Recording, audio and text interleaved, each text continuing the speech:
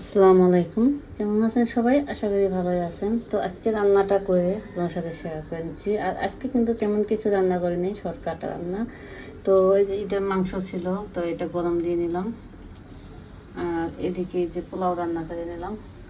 তো আজকে কিন্তু পোলাওটা রান্না করে তারপরে শেয়ার করা হলো যে পোলাওটা রান্না করে নিয়েছি আর মাংস রান্না করে নিয়েছি। তো আবার পরে ভাত রান্না করতে হবে, দুপুরে এটা খেয়ে নিলে পরে আবার রান্না করবো। যে দুপুরে রান্নাটা শেষ করে নিলাম।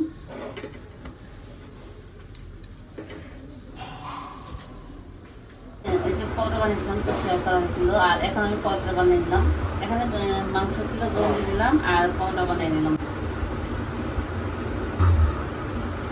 মুস্তান শুরু করছো আইব ভিডিও তো শুনি বাইরে। তবে এখন নাস্তা করবো পরোটা মাংস দিয়ে।